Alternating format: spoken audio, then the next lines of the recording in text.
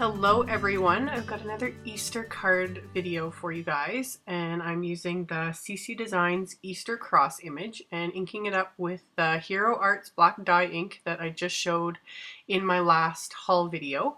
So I inked up the stamp and I'm stamping it onto a piece of watercolor paper that I always flip over and stamp on the smoother side, because there's usually kind of a rougher side and then a smoother side. And this piece I'd cut to 3¼ by 5½ inches. So once it was stamped and I'd given it a minute to dry all the way, I'm grabbing my distress markers to watercolor this image this time. I kind of knew I wanted to do a little bit of blending and just kind of play around with shading and that, well, not shading, but more blending colors together and that kind of stuff. So I think the distress markers are fabulous for this sort of a thing. They're a lot more forgiving than other methods. So I scribbled on 3 different colors of markers. I used tea dye, vintage photo, and walnut stain.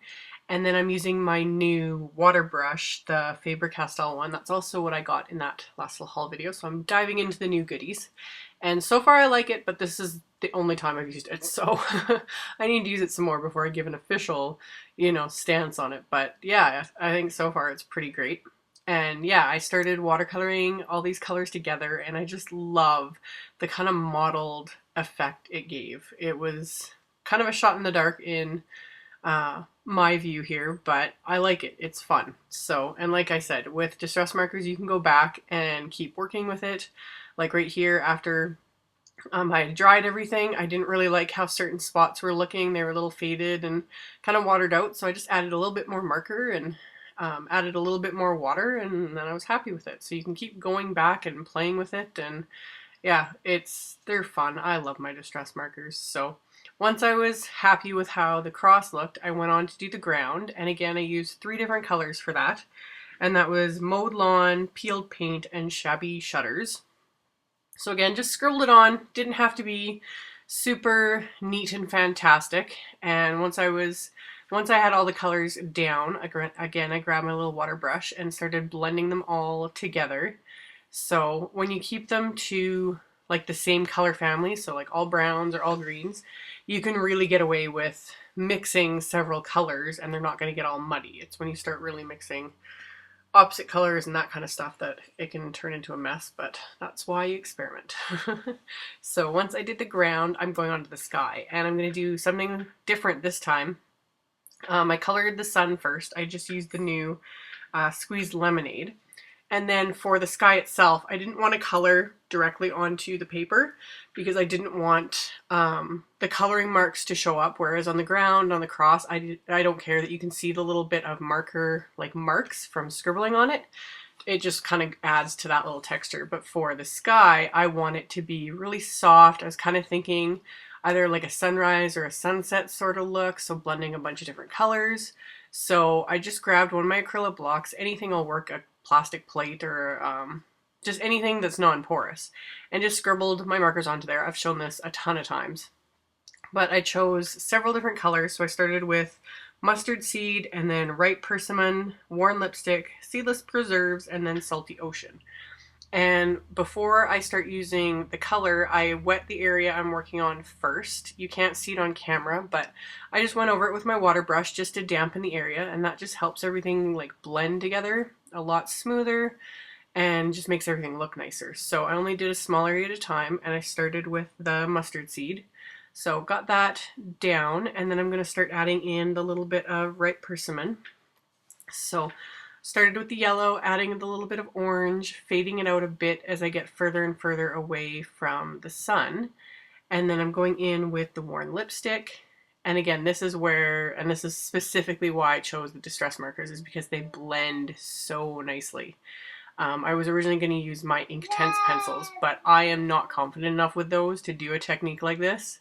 And like I said, these are really forgiving, so you can go back and blend a bit more, add a bit more color, take a bit away by picking it up with a water brush. Like, you can really get kind of the results you want with a lot less effort. So, and yes, Miss Magoo is in the room with me and being very good right now, so I'm just going with it. So once I was happy with the sky, and I did go back here and there, but I edited out of the video because otherwise we'd be here forever. But I did go back here and there and blend a bit more. But once I was happy with how the sky looked, I went on to the tops of the little tulips here. And these I just colored directly on. So I just used the worn lipstick and then a tiny bit of picked raspberry. And then for the little butterfly, I just added the seedless preserves. And I didn't bother using the water brush on them because it's such a tiny little area. And then finally for the cloth, I wanted to keep it fairly white. So I just took a little bit of tumbled glass and colored that on the areas where the lines were, like, you know, where the wrinkles and that would be. And then just used the water brush to soften all that out so you wouldn't see the like harsh lines of the marker. And then I was also able to kind of push away and pull off the little bit of color that went over the lines onto the white cloth. So really simple, really just kind of back and forth and fiddling until I was happy with it. So once it was done, you could either set it aside to dry, or if you're impatient like me and don't have very much time or have supper to put on the table right away, I just used my heat tool to get it completely dry, bent it back and forth a little bit just to flatten it out a little bit more.